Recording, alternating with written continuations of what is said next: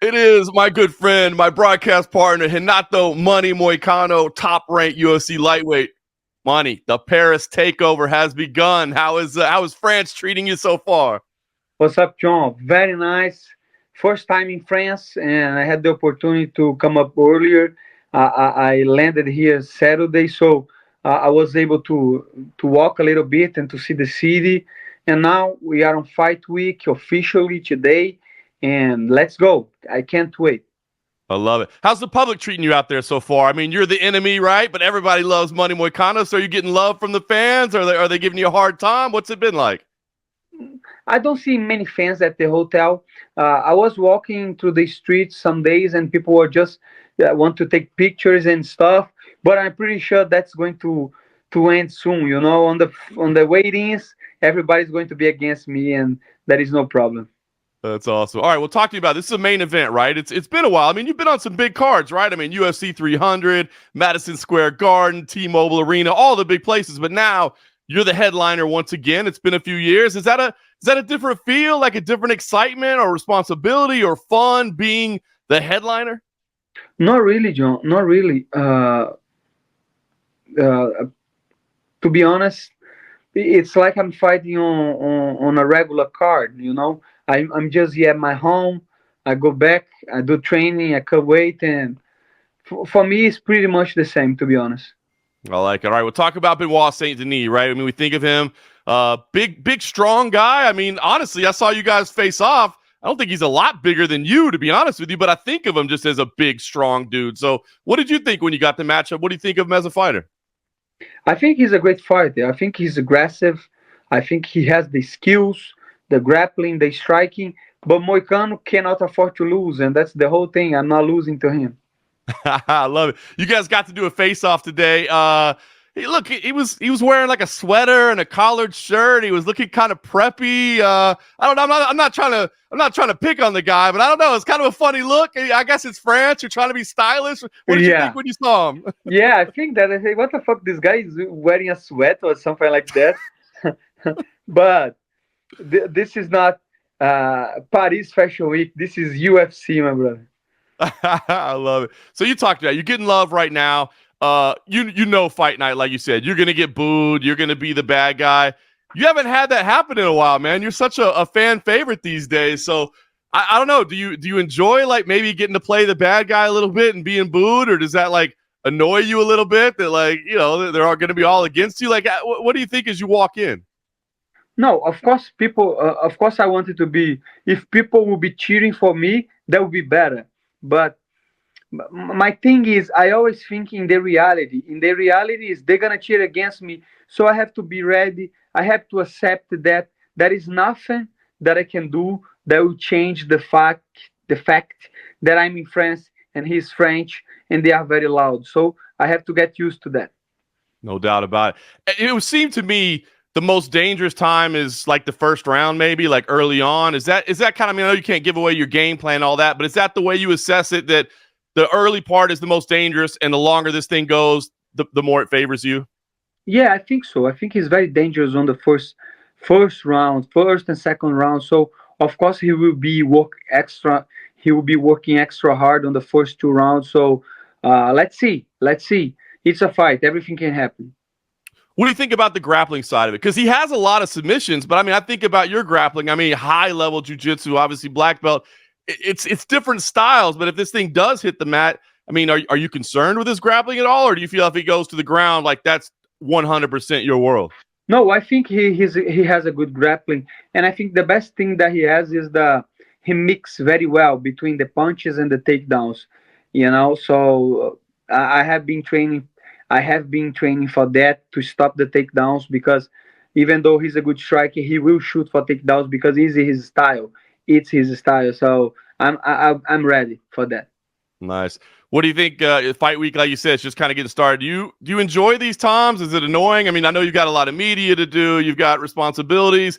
Do you appreciate the distraction of having things to do, or do you kind of wish there wasn't so much stuff going on? I'll be honest with you, John. If I didn't have much thing to do, would be better. But like I say, it's not the reality. The reality that we have to do what we have to do, and I'm happy to be able to be in UFC and to do these interviews, because that was my dream, right? Since the beginning, since I was a kid, I wanted to do what I'm doing now. So I'm very glad that I'm in that position.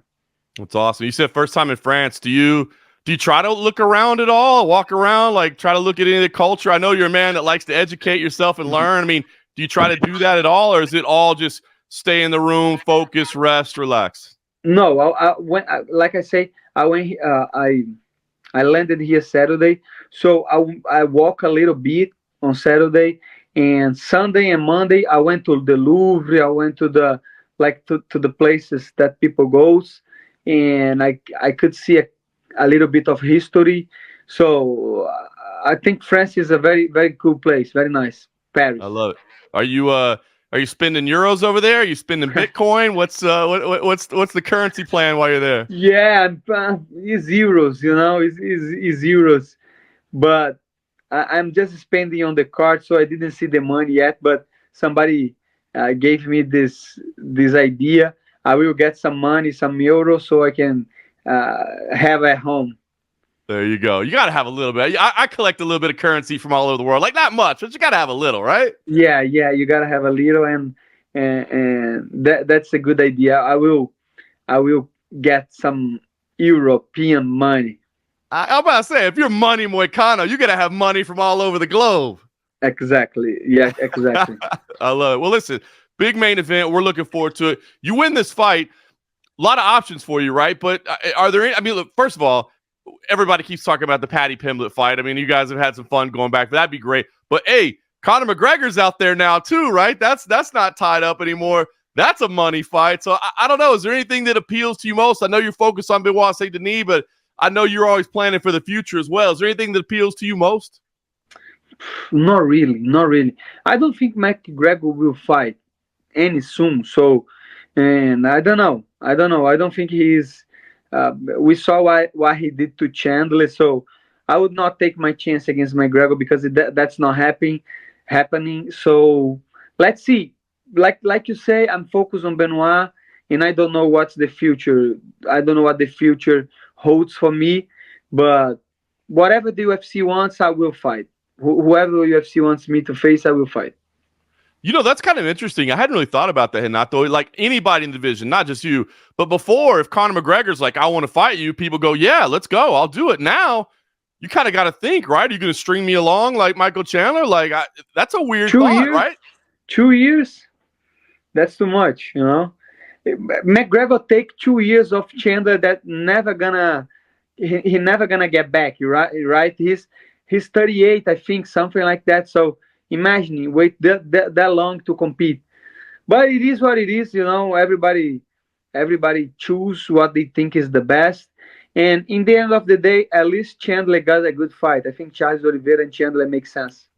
It's a great fight. That'll be a fun fight. Well, so regardless of the name, what do you think's the plan? And I'm only asking you if you want to fight before the end of the year again, or if this is the last one, because I'm looking at the CFFC schedule and I got to know when I can call some fights with you, man. And these training camps, they get in the way of me calling fights with you, bro. You got to stop these training camps because I want to call some fights with you. Yeah, that's true. That's true, John. No, I'm missing doing the CFFC. It's amazing. I love watch fights and get paid to watch fights. That's awesome. But I do want to fight one more time this year if possible. If they offer me, I will. I want to fight December. Nice. You think maybe that December 7th right here in Las Vegas, T-Mobile Arena, be on that big pay-per-view Yes, card? yes, 100%.